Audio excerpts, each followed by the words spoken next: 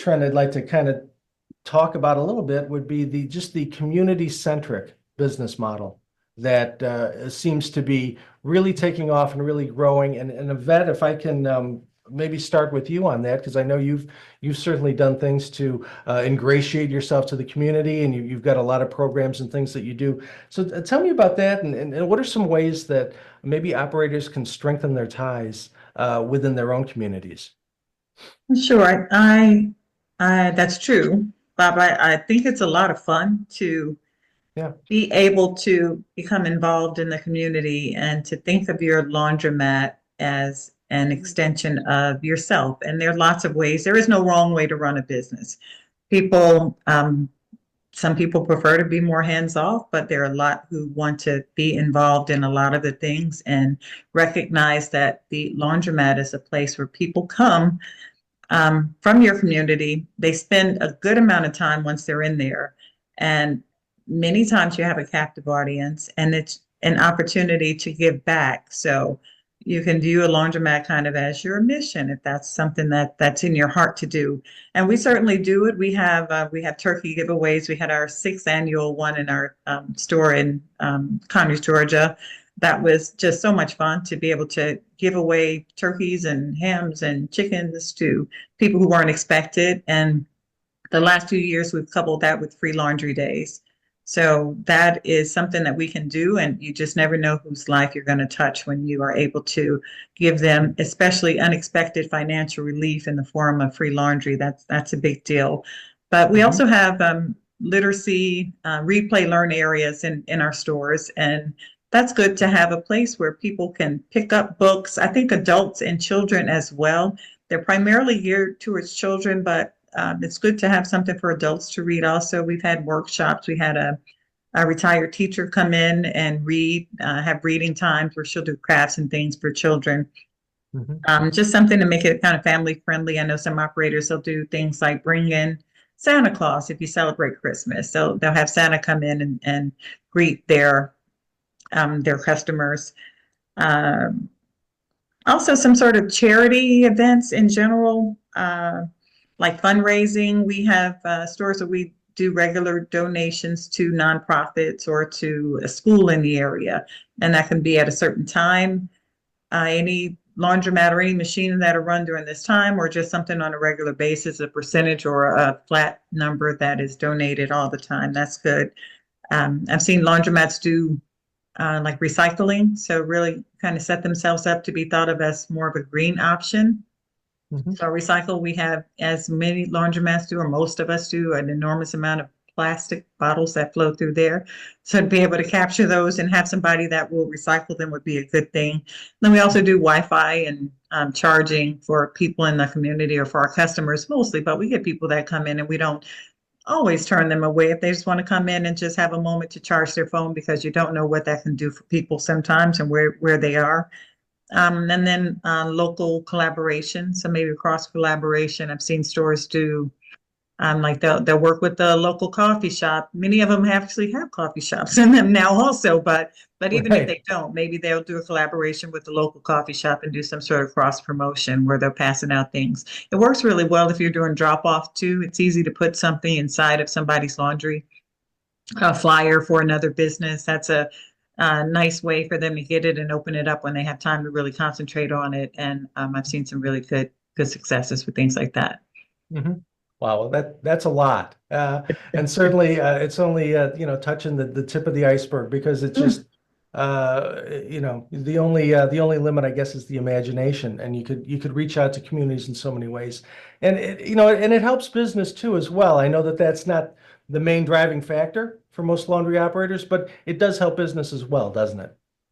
Oh, absolutely. I think it's never bad for people in the community to see that you aren't there just to suck money out of the community and take it and do something Right. that's going to benefit only you. But to have that be recycled with your time and your efforts and your energy, I think it changes the energy in the store when you go in there also.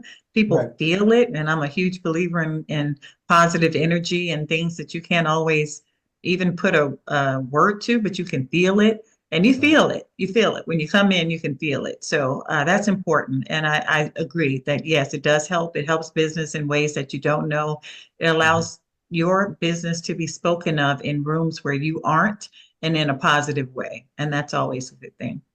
Very good, very good. Mark, I know that you're coming at it from the full service and the pickup and delivery side of things, but are there ways that people who are doing that can still be community centric? And I think you've spoke about a few of those things at the Wash Dry Fold workshop recently, as far as ways that you're getting the community to kind of work together and kind of ingratiating yourself that way. Can you talk about some of the stuff you're doing? Yeah, I mean, Yvette nailed it.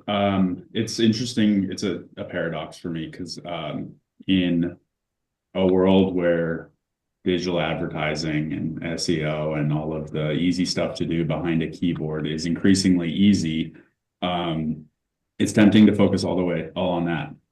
And we found that the community stuff is so much more effective. Even on the laundromat level, the free laundry days, the getting out and involved with the churches and schools and nonprofit organizations, it doesn't come close. Those are so much better investments of time, and often they're significantly cheaper. That when I catch myself trying to get behind a keyboard and focus too much on the digital, it's often good to go get in the store and actually make an impact, a real world impact, and not just banging fingers on keys. Perfect. Great. Yeah, and I would just add too that I'm a big believer in being involved in Chamber of Commerce. So if you have a chamber in your local area, say get involved, get to know the other local business owners because you don't know what types of collaboration events or opportunities will present themselves where you're in the room with the other business owners in your local area. So that's always good. Right, right. Brenda, what are your thoughts on this trend? Again, you've grown up in the laundry business, just regarding this community-centric trend that really seems to be taking hold. You know, as a Rotarian, they have a four-way test, and the last one is it gonna build is it beneficial to all concerned? And when you do community activities like this, it does become beneficial to all concerned. The store owner, but also all the patrons that come in. I've traveled the country recently. Some of the great ones is I saw this near a college town, Laundry 101. They sign up 10, 15 college kids at a time. They teach the kids how to do laundry, separate the dark, the darks over here, the whites are here, and the detergent, cold water washing. And they'll bring pastries, donuts, whatever, and it's free to the students, but it opens up the door and allows them so they don't walk away with maybe a pink t-shirt or a shrunk pants. One of the other ones I loved, and just again being beneficial, is this gentleman opened up his laundromat families and said, "Look, come here. I'm going to buy pizza for any family that comes in the homework center so the kids can do their homework. Free Wi-Fi, Wi-Fi accessibility, we all take it for granted by and large.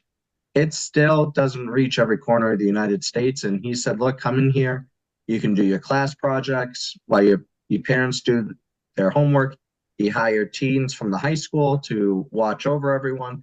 It was just a great community event, and it cost them a few pizzas. And one of the ones that I think store owners should think about is, as you're replacing equipment, is some of that equipment is still have a lot of useful life in it. And call the schools. There are a lot of schools that you'd be surprised. I live outside of Harvard, and there are kids who come and their clothes are dirty. They'll give the kids clothes, but they got to wash those clothes for the kids. They'll take a used top loader.